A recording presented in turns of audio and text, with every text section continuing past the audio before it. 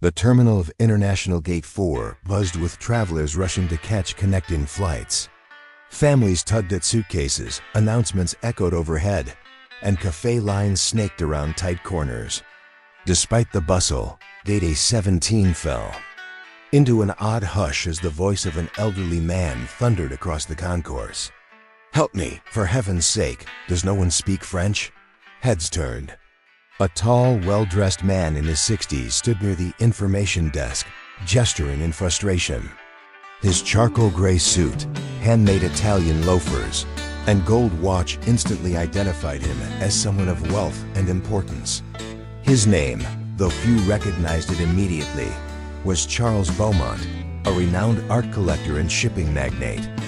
From Monaco, a stewardess tried to calm him. "Sir, I am sorry. I only speak English and Spanish." Charles snapped back in French, his words coming fast and frantic. No one could understand him. He appeared visibly distressed, sweating, his face pale. In one hand, he clutched a leather satchel. In the other, a piece of paper crumpled from tension. His translator had missed the flight, and something was clearly very wrong. A small group of curious passengers began to gather. Some pulled out their phones. Others whispered to each other, trying to decipher the scene. A few French speakers attempted to assist, but Charles's accent was thick and his words came too fast. None could make sense of it. Among the onlookers was a teenage girl wearing jeans, a hoodie, and a backpack with patches from various countries. Her name was Alina Carter, and she was 16 years old. Alina stood beside her mother, who was preoccupied checking departure screens. Alina tugged her mother's sleeve. "Mom, I think he is speaking Parisian French." "Something is wrong." Her mother glanced at her. "I am sure someone is already helping, dear. Let us not get involved." But Alina's eyes were locked on the man.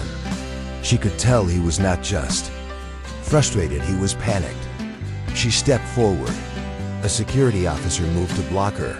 "Stay back, young lady." But Charles spotted her and shouted something in French. Alina lifted a hand. "It is all right. I can speak to him," she said. Officer raised an eyebrow. "You can understand him?" "Yes, fluently." The crowd watched as the girl walked calmly to Charles. She spoke softly in French. Instantly, Charles's face changed. His eyes widened with relief. She listened carefully, asked him a few clarifying questions, and then turned to the authorities. "He says there is a woman, his business partner, on the plane that just left. Gate A15. He was supposed to give her a life-saving allergy medication. She forgot it in his bag.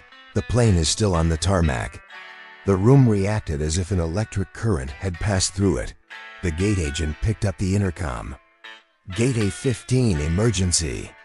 Do not let Flight 419 take off.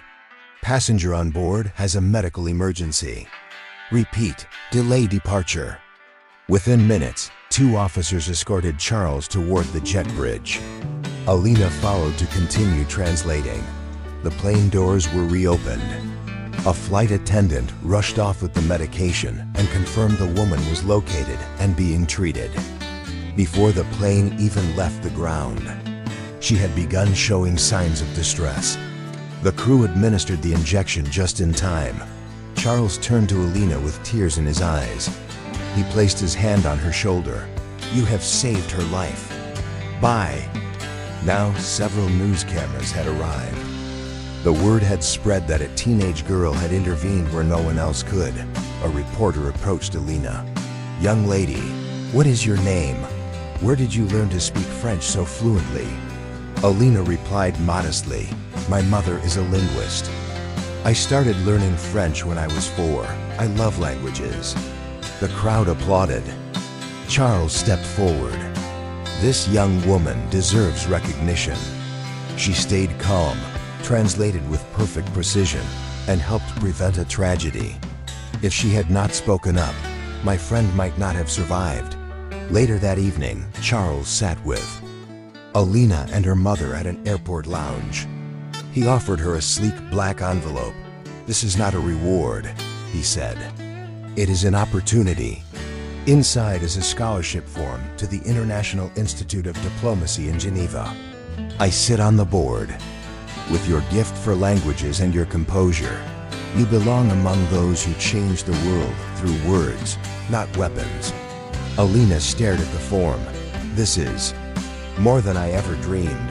Her mother covered her mouth in shock. Is this real? Charles nodded. I have spent my life acquiring paintings and ships. But today, I witnessed something far more valuable, a young person using knowledge to save a life. Months passed. Alina's story made headlines around the world. She was invited to speak at language conferences and international student panels. Charles kept in touch with her and her family, providing mentorship and support. Alina eventually moved to Geneva and began her studies. She thrived in her courses, speaking not only French but also Mandarin, Arabic, and Portuguese within a few years. She interned with the United Nations, working on refugee communications and cultural mediation. Her calm nature and ability to listen in emotionally charged situations earned her the nickname, the Whispering Diplomat. 5 years later at a global peace summit held in Vienna, dignitaries gathered in a grand hall. Tensions were high. Two nations stood on the brink of severing ties. Interpreters struggled to keep up. Frustration filled the room. Then a young woman stepped forward. Standing before both delegations, she began speaking in their native tongues, first in Turkish, then in Greek, bridging the gap with grace and dignity. Her voice was steady. Her message was one of compromise, of shared history, and of hope. The room fell silent. Applause erupted. From the back row, an elderly man with silver hair watched with pride. Charles Beaumont smiled as Alina Carter, now a multilingual piece unheard about and humbly. The girl who once answered a stranger's cry in the airport had grown into a woman who changed the world by listening first. Moral to the story. Truly, power does not come from wealth, position, or titles. It comes from the willingness to step forward, to listen, and to speak when others remain silent. In a world that often rushes by, one teenage girl proved that compassion, courage, and knowledge can change the course of a life and perhaps even history.